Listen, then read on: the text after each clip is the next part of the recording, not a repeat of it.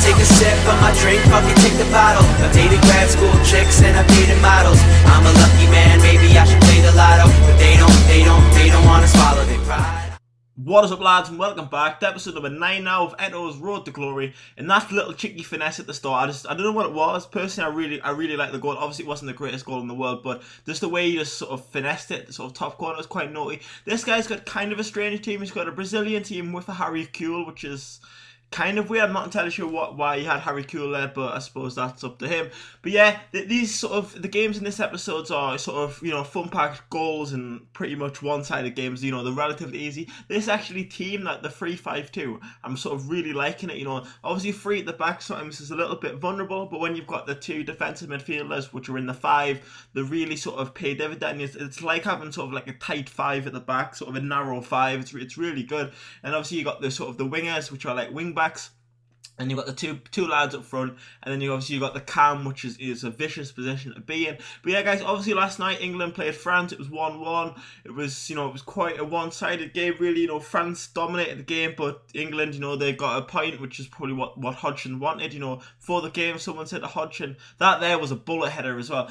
Before the game, yeah, if someone said to Hodgson, I'll give you a point, he would have took it, and, you know, fair play to him, really. The England set up in a way they would get the point, and, you know, now that Ukraine beat Sweden, if England can beat Sweden, I do believe they will go second, possibly, yeah, they will go second, or even first, depending on the other results. So yeah, so England are probably in a really good position now to qualify. You know, if they can beat Sweden, obviously Sweden will not be easy. They've got some really good players, but if England can beat Sweden, then they're pretty much, it's all on the Ukraine game. And I do believe if they beat Ukraine, well, if they beat Ukraine and they beat Sweden, then they'll definitely go through. But if they beat Sweden and draw with Ukraine, they'll be through.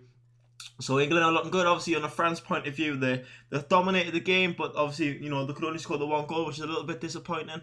But I thought Joe Hart, oh, there's my phone going off. Joe Hart for me was a little bit dodgy for England. Some of the corners, I was actually at work when I was watching it, but I had it on the TV and I was kind of like working / watching at the same time. But yeah, the bits I seen, Hart was a little bit dodgy. But yeah, first game there, absolutely, I think I destroyed the guy. It was a 4-0, maybe 4-1. I'm not entirely sure. Then after the game, let's go into the market. We'll go looking for a couple of new players just to sort of freshen up the squad a little bit, get some Paris Saint-Germain defensive midfielders. But there wasn't actually many on the market, which is slightly frustrating.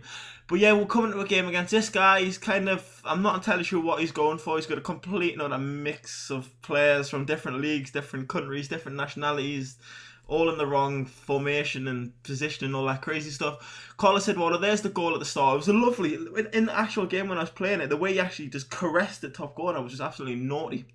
But obviously, the other game last night was Sweden-Ukraine, which was, you know, it was a strange game, really, because I thought whoever wins the game's in a really good position, and Ukraine won the game. Shevchenko at like 455 years old or something, gets the 2 goals. You know, Shevchenko, he's getting on a bit, but he still knows where the back of the net is, and he's doing really well. Shevchenko, I was quite impressed by him. You know, when he was at Chelsea, he was a little bit, you know, disappointing, and he didn't really get going. You know, he had quite a lot of injuries, and he didn't settle really. But if you look at his record, sort of in European, you know, and international level, he's an extremely good striker.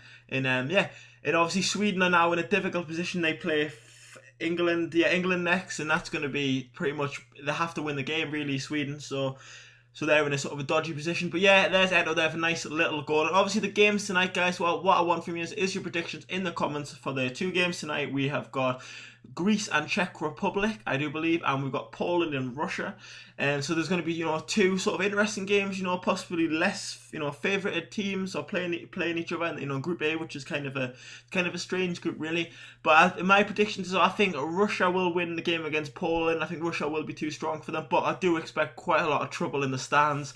I don't know if you've seen the video online about the Russian fans attacking the stewards. It was quite crazy. I'll try and leave a link in the description if I can find it somewhere. But if not, just Google Russian fans attack stewards and Google it. You'll probably find the video.